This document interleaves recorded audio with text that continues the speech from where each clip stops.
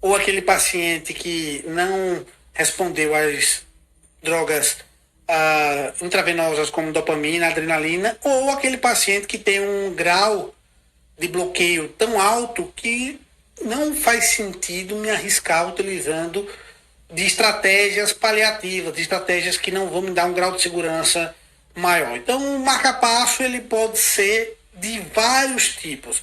A gente pode definir e diferenciar os marca-passos, por exemplo, por finalidade.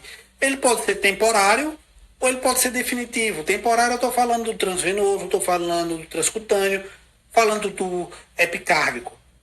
A gente pode dividir os marca-passos de forma geral em unipolares e bipolares, unicamerais, bicamerais, multicamerais, endocárdico, epicárdico, programável, não programável, multiprogramável. Então, existem vários tipos de marca-passos, mas a gente vai focar aqui no marca-passo temporário. Dos marca-passos provisórios, temporários, a gente tem 3 principais que podem sim estar no seu ambiente de trabalho e estar na sua rotina. O principal dele é o marca-passo transvenoso. Clássico marca-passo transvenoso, marca-passo temporário. Esse marca-passo tem que estar disponível nas emergências cardiológicas, tem que estar disponível nas unidades de terapia intensivas cardiológicas. Ele é de extrema utilidade. Existem vários tipos de geradores, existem vários tipos de programação e a gente vai dar aí um overview, uma ideia geral desses marca-passos. Então a gente tem o marca-passo transvenoso, a gente tem o marca-passo provisório transcutâneo e a gente tem o marca-passo epicárdico provisório. O marca-passo epicárdico é aquele que no pós-operatório de uma cardíaca abriu o externo, está com o coração lá de frente. Eles vão deixar um fiozinho, geralmente é um fiozinho azul, que tem uma agulhinha que fica ali no epicárdio. Porque no pós-operatório de cardíaca, uma das complicações possíveis são bradiarritmias. E se esse paciente tem uma possibilidade de bradiarritmia, para que evite ter que passar um catéter central, reposicionar, você já deixa ali um fio que depois que passar do risco da bradiarritmia, é só você puxar e resolver o problema. Então, o marca-passo epicárdico lembra de cirurgia cardíaca, pós-operatório de cardíaca, quando o coração está lá de frente. A gente vai focar aqui na emergência. Marca-passo transvenoso e marca-passo transcutâneo. Gente, vamos começar pelo transvenoso, marca-passo temporário transvenoso, que traz tanta ansiedade para todos vocês. No marca-passo transvenoso, a gente tem a possibilidade de implantar via hemodinâmica. Sobe o paciente no hospital que tem hemodinâmica lá, mesmo que não tenha hemodinamicista, você pode ir na sala de hemodinâmica e implantar guiado, visualizando. Lá no INCOR, quando a gente era residente, muitas vezes à noite não tinha plantão de hemodinâmica, o paciente chegava com BAVT, a gente subia para a hemodinâmica e conseguia implantar esse marca-passo de uma forma mais segura, basicamente manipulando ali a mesa, deixando em um AP e avaliando o implante de forma adequada. Outra forma de você implantar é as cegas. Eu posso implantar a beira-leito, em que basicamente eu ligo o gerador do marca-passo, coloco um transdutor, coloco um dilatador e o introdutor venoso, e a partir disso eu coloco o fio com o marca-passo e o gerador já estimulando. Quando ele captar, a gente já considera que passou o marca-passo de forma adequada. Outra forma é a beira-leito, só com eletrograma intracavitário. Eu vou conectar a ponta do eletrodo, do marca-passo, e um jacarezinho como esse, ó. E aí, através disso, eu consigo ligar esse jacarezinho ao monitor e através da monitorização, monitor ligado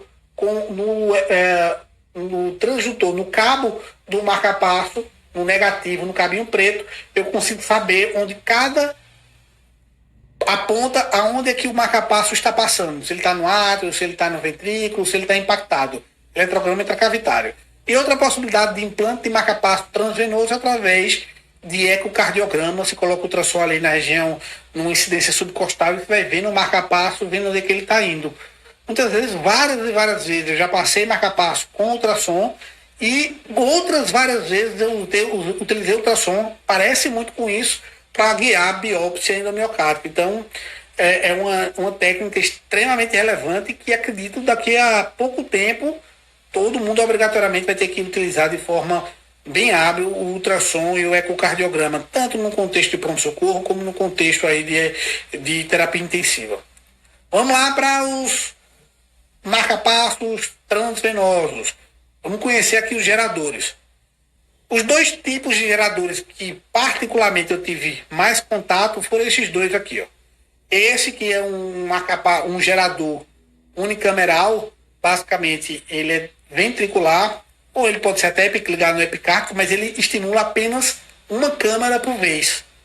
Esse é o tipo de gerador que mais eu vejo aí nas unidades de emergência. E o outro, que também existe geralmente em pós-operatório, em hemodinâmica, que é um gerador que pode estimular tanto o átrio como o ventrículo, bicameral. Principalmente você pode estimular átrio quando você está diante de uma cirurgia cardíaca, que o cirurgião coloca os eletrodos já no átrio e o outro já no ventrículo. E aí eu consigo estimular tanto o átrio como o ventrículo, mas basicamente o introdutor foi colocado realmente vendo o coração. Você não vai colocar um marcapasso transvenoso no átrio e outro no ventrículo, não.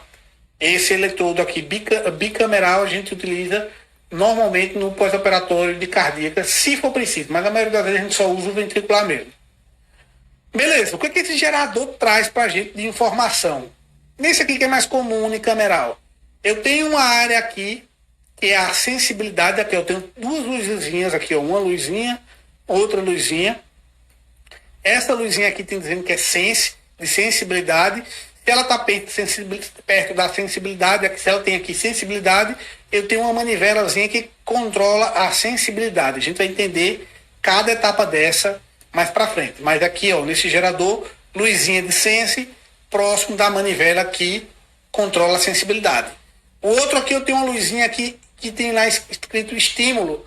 Aqui eu estou diante de uma manivela que vai me titular, ajudar a titulação do nível de energia, a intensidade do choque na ponta do cabo. Esse aqui é o output, o estímulo, o nível de estímulo. Depois eu tenho a frequência cardíaca que eu vou controlar. Aqui tem, geralmente eles começam de 30 até 180 e pode até mais quando eu dou um push aí, uma frequência mais alta. E, por final, a outra manivela que eu considero, que eu coloco o tipo de estímulo que eu quero. Se é um VVI, se é um VV0, que quer dizer que sente ventrículo, estimula ventrículo e se inibe o ventrículo. Já que ele é um marcapasso transvenoso, ele vai ficar lá impactado no ventrículo direito. Então, esses são os comandos que a gente tem aí no gerador de marcapasso. No gerador digital, a gente consegue fazer cada uma dessas atividades para cada câmara dessa, e além dos modos VVI que só estimula o ventrículo, como ele tem bicameral, ele pode estimular tanto o átrio como o ventrículo, e aí ele tem outras combinações. O cabo. A maioria dos cabos, os eletrodos de marcapasso, eles são estéreis, ele vem com um eletrodo de marcapasso, propriamente dito, e ele vem com uma bainha introdutora. Uma bainha que eu coloco na veia, tipo catéter de Seldinger, com técnica de Seldinger, fica lá e eu passo esse introdutor por dentro. Ela tem uma válvula unidirecional que faz com que o sangue não volte. E aí eu coloco esse gerador, que eu tenho uma ponta, a parte preta aqui, ó. Essa parte preta, ela corresponde a isso aqui, ó, a esse polo distal. E essa parte vermelha corresponde a esse polo aqui, ó. Por que isso é importante, André? Porque quando eu vou fazer uma técnica de introdução do marcapasso, de implante de marcapasso, que eu vou ter que avaliar o eletrograma intercavitário, lembra do meu jacarezinho, ó. Ele vai conectar justamente nessa pontinha preta aqui. Existem monitores que já vêm com esse monitor que eu grudo lá, quando eu quero monitorizar o paciente de forma rotineira, eu grudo o meu transdutor e ligo o jacarezinho nesse transdutor de pele. E aí já me ajuda, caso eu precise colocar, ele pode grudar aqui. Tem outros que não tem essa função, e aí eu tenho que ter esse dispositivo, essa janelinha aqui, para poder fazer a conexão entre o eletrodo e o monitor. No mundo existem outros tipos de eletrodo. Existem eletrodos que apresentam na ponta um balão, e esse balão, utilizando a técnica de Swan-Ganz, a técnica de fluxo, como fosse uma vela, o sangue bate aqui e aí facilmente ele consegue ser guiado pelo fluxo de sangue e passar do átrio para o ventrículo de uma forma melhor.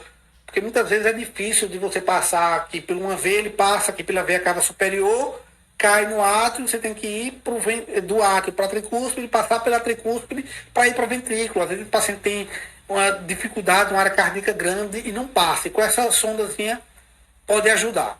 Beleza?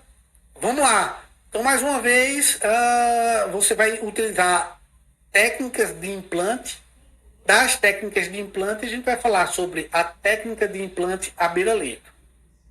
E aí, considerando a técnica de implante à beira-leito, eu posso utilizar a técnica que eu utilizo com o meu jacarezinho ligado ao eletrodo através de eletrograma intracavitário, ou eu vou para a técnica mais bruta, que é a técnica que eu muitas vezes já passei, que é ligado diretamente isso aqui no gerador, no estímulo alto, e você vai até ele capturar. Muitas vezes você pode utilizar essa segunda técnica em que você está ligando o gerador, deixando já estimulando, quando o paciente está instável, quando eu não posso perder tempo. Na hora que impactar, ele já tira da arritmia, beleza? Na próxima aula, a gente vai dar detalhes sobre a técnica de implante marcapasso transvenoso, começando com a técnica de implante marcapasso transvenoso pela técnica de eletrograma intracavitário.